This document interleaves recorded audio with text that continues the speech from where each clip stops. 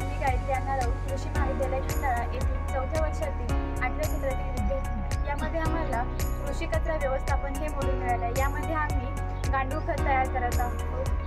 Professor Shinde यांच्या मार्गदर्शनाखाली. आपल्या कृषी क्षेत्रातील एक अत्यंत महत्त्वपूर्ण विषयावर चर्चा करण्यासाठी सध्याच्या वर्षी आम्ही आमच्या कृषी पदवी अभ्यासक्रमातील एक अत्यंत महत्त्वपूर्ण मॉड्यूल कृषी कचरा व्यवस्थापन शिकत आहोत. या कार्यक्रमात आम्ही वर्मी कंपोस्टिंग या तंत्रज्ञानावर विशेष लक्ष केंद्रित करत आहोत. चला या प्रक्रियेतील सखोल माहिती घेऊया. शेतीतून निर्माण होणारा कचरा हा एक मोठा आव्हान आहे. कधीकधी शेतकऱ्यांना या कचऱ्याचा योग्य वापर माहिती नसतो, ज्यामुळे पर्यावरणावर नकारात्मक परिणाम होतो. या कचऱ्याचे व्यवस्थापन करणे आवश्यक आहे आणि यासाठी एक प्रभावी उपाय म्हणजे वर्मी कंपोस्टिंग. आता आपण थोडक्यात वर्मी कंपोस्टिंग म्हणजे काय हे समजून घेऊ. वर्मी कंपोस्टिंग म्हणजे पृथ्वीवरील कचऱ्याचे जैविक विघटन करण्यासाठी किडे, विशेषतः लाल किडे वापरणे. हे किडे शेतातील अवयव, पिकांचा कचरा आणि इतर जैविक सामग्री खाऊन त्याचा उत्तम सेंद्रिय खतात रूपांतर करतात. हे खत शेतकऱ्यांसाठी एक अत्यंत फायदेशीर संसाधन बनते, कारण ते मातीला पोषण प्रदान करते आणि शेतातील उत्पादकता वाढवते. चला आता आपण बघूया वर्मीबेडची लेअरिंग म्हणजे काय. वर्मीबेडच्या लेअरिंग म्हणजे विविध जैविक साहित्याची एकावर एक पायरी ठेवणे. या पद्धतीने किडे त्यावर काम करून सेंद्रिय कचरा विघटित करतात आणि खत तयार करतात. चला आता आपण बघूया वर्मीबेडमध्ये लेअरिंग व थर कसे करावे. पहिला थर मका तण मेस्ट्रॉ टाका. हे किड्यांसाठी एक चांगले आधार तयार करतात आणि हवा मिळवण्यास मदत करतात. दुसरा थर त्यावर निंबाचा पानांचा थर घाला. निंबाच्या पानाचा वापर किड्यांना जंतूपासून संरक्षण देतात. तिसरा थर सोयाबीन तण घाला.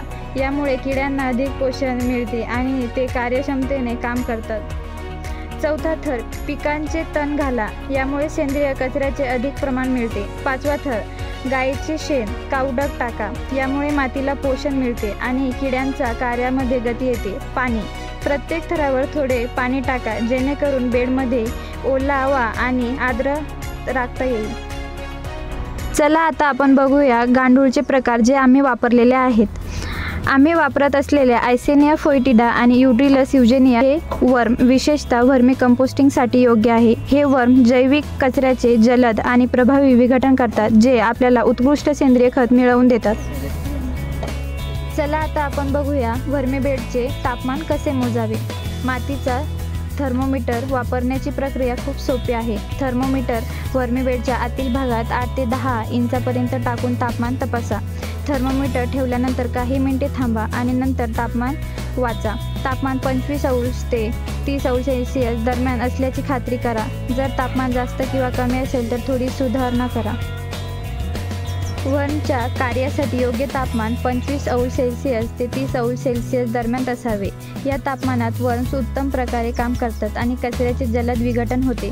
25 अंश ते 30 अंश सेल्सिअस आदर्श तापमान. 35 अंशपेक्षा जास्त तापमान वर्मसाठी हानिकारक असू शकते आणि 15 अंशपेक्षा कमी तापमान त्यांचं कार्य थांबवू शकते. वर्मी कंपोस्टिंगच्या प्रक्रियेत वर्मीबेडला नियमितपणे पाणी देणे खूप महत्त्वाचे आहे. वर्मसाठी योग्य आर्द्रता राखल्याने त्याचे काम चांगल्या प्रकारे चालते आणि कचऱ्याचे विघटन जलद होते. 8 दिवसानंतर वर्म आपल्या काम सुरू करतात आणि त्यांचं उंच बळून जातं, ज्यामुळे ते आपल्या कंपोस्टसाठी पोषक तत्वासह वर्मी वॉश तयार करतात. वर्मी वॉश हा एक नैतिक आणि उत्तम खत आहे, जो आपल्या बागेत वापरण्यासाठी खूप फायदेशीर ठरतो. होय मित्रांनो, 2 ते 3 महिने झाल्यावर वर्मी वॉश गोळा केल्यावर आता आपण वर्मी कंपोस्ट तयार होईल असं पाहू शकतात. साधारणतः 2 ते 3 महिन्यामध्ये वर्मी वॉश गोळा करून वर्म्स आपली काम पूर्ण करतात आणि वर्मी कंपोस्ट तयार होतो.